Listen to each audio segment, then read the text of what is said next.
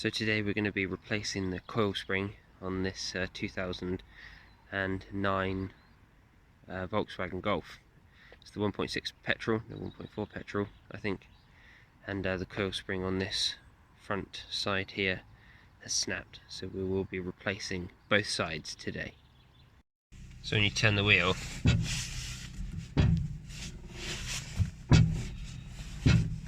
the car's making an awful thudding noise, and that's the spring.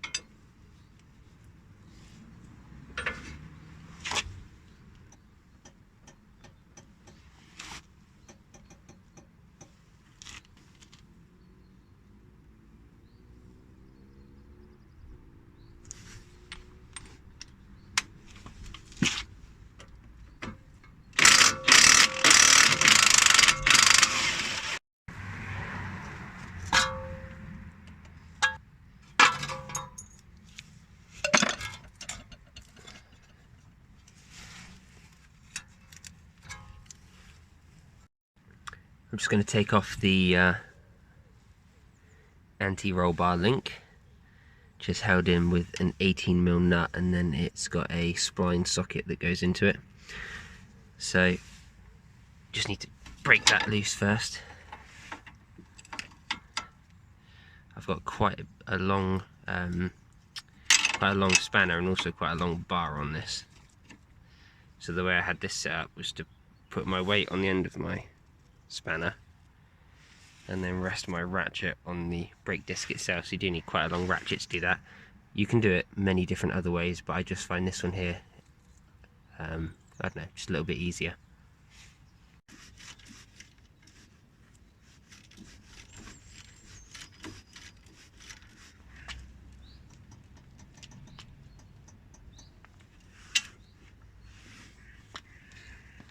And then once the link is free, just pull it back this way. Just pull it out of its housing. Sometimes you have to move the steering a little bit in order to get it free, but that's essentially all you need to do. Just put the nut back on there for now so that it don't get lost. Quite happy with that actually. They came out quite easy. On some cars these can be a real pain.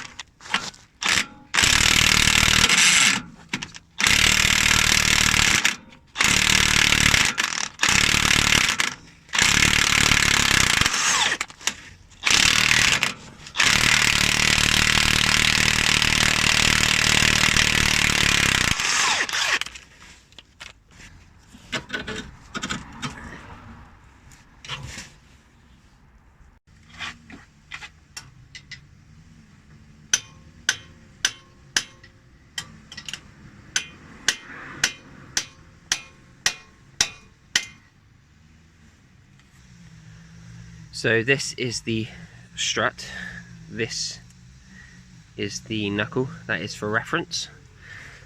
So on the back of the knuckle there is an area there that you need to split. So there's a little slit in the back of it. There we go. I've left it on autofocus because I'm showing you a lot of different things, so I apologise for that, for the downtime in between. So I've smashed a pry bar in there to get it to seat, and you can see here, as soon as I smashed it in there, it started to drop away. So now what you want to do is hit it off, but you need to be real careful you don't hit this brake line.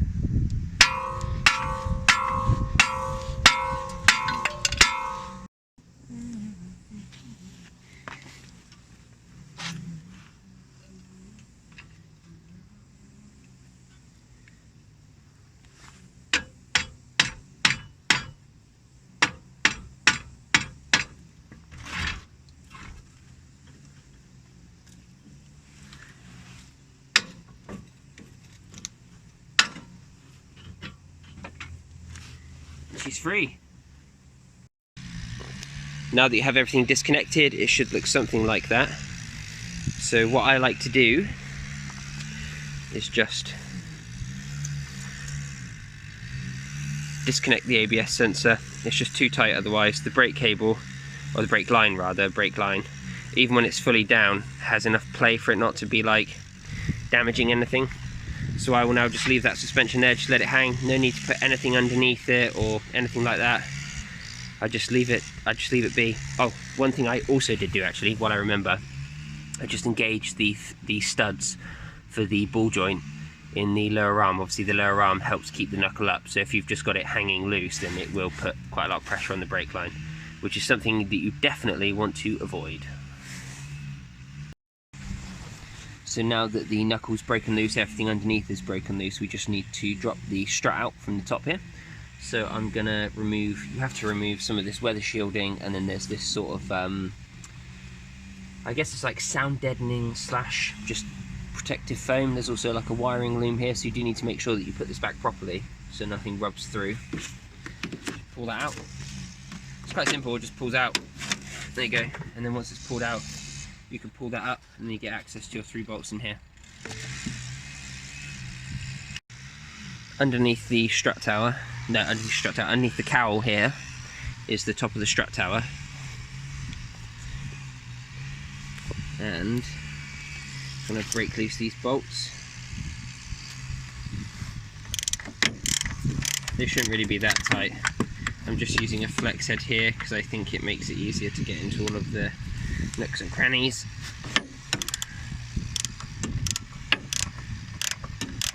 And then there's also one hidden around the back.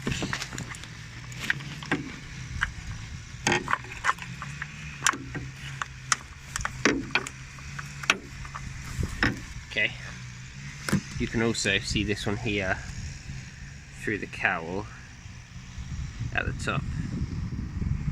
Where is it? Oh, my ratchet's over it at the moment. So you see my ratchet there. So if I pull that out of the way,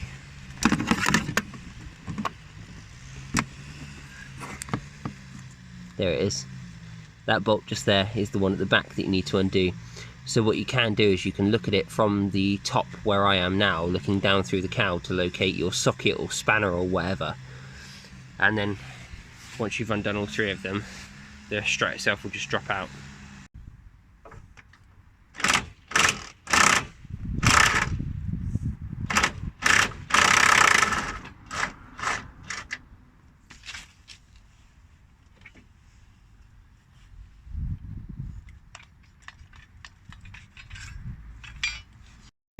If you're a DIYer watching this video, this is why it's dangerous to drive on a broken spring. Look at that. There's no tension on it. So when that snaps, I mean, it could pull you into another lane, into oncoming traffic, because obviously the car drops to one side, so the car swerves. If you're doing like national, you know, like 70 miles an hour or above, like some people do. But even then, around town, you know, you're like trying to steer and stuff, and you can damage other suspension components as well. So when when a spring breaks, you just need to replace it immediately. And the reason why I'm doing this in a park now is because I told the customer that he shouldn't drive it anymore. So there's the proof. You know, we're in a park at the moment, So I just told him to leave it there, and I've come out here with my van. I know you see in some of my videos I'm in my little garage, and I still work on axle stands and everything, but you know, if something's properly dangerous, I don't mind going to the car. So what you want to do is take the pressure off the spring with some spring compressors, and then you need a 21mm spanner, and then an Allen, I don't know what one this is, 5 or 6 or something. I'd suggest you get yourself a set. On this car, both of them are different anyway. They have a different strut on either side. And then once you get it towards the end, and that should come off relatively easily. And there you go. Now you can take off the top mount. And you can take off the spring, and then you're left with the strap.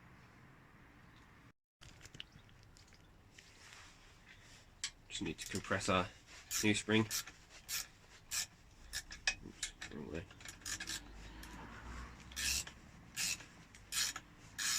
Nope, I was going the right way before.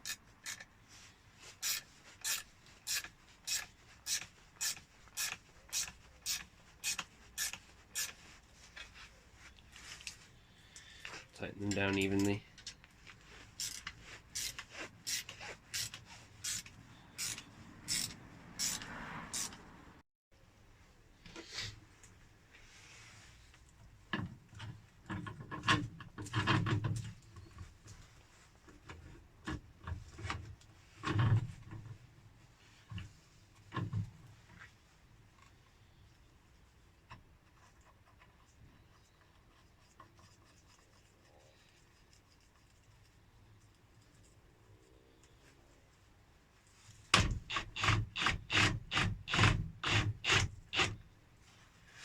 So once you've run the nut down, you can move on to taking off the spring compressors.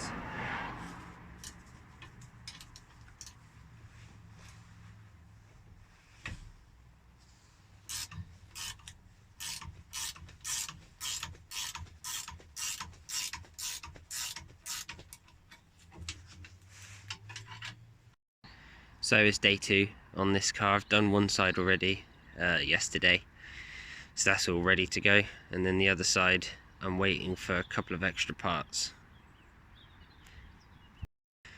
Yeah, I just bolted the axle back in for now, just to keep things not like flapping all over the place. I also didn't want it to stretch overnight and put any pressure on the brake line, or just in case like vandals come along and jump on it or whatever. I hate leaving cars on axle stands overnight, but usually I don't have to, but because of the COVID-19 at the moment, my parts are a little bit slow to get here. So usually I can order something in the morning and I can go and pick it up at lunchtime, put it all back together the same day. Sadly, that's not the case. My parts still haven't arrived. They should be coming in around about 10ish. It's about 7 at the moment. But I just thought I'd show you what we found in the meantime. So this is what we're waiting for. We're waiting for a new ball joint. These had sheared off, probably from when the car was in an accident. Like the ball joints come to pieces, lost all its grease anyway.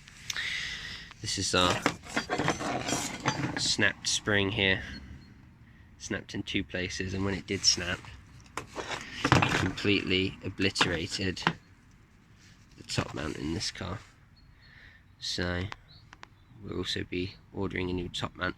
There's loads of little ball bearings all over the place from inside this.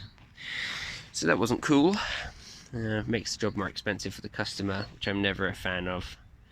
I always try to, well, usually I'm pretty good at just sorting things out, but this is beyond anything you can control. Sometimes you just get underneath the car and then you realise it's a bigger job than you thought. And this is one of those times. So anyway, I will be back when I've got my extra parts.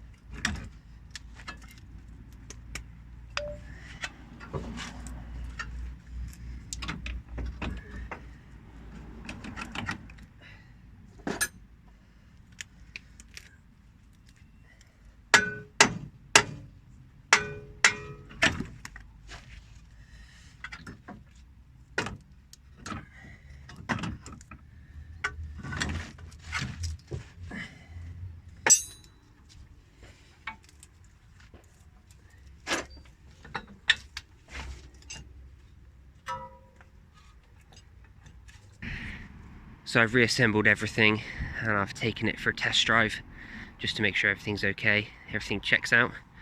So that's it basically. I know I didn't show the reassembly procedure in depth. I mean, it just goes back together the opposite way it came apart, so it's not too complex, and I needed to get it back to the customer, so I couldn't really spend too much more time on it. So that's it, it's done.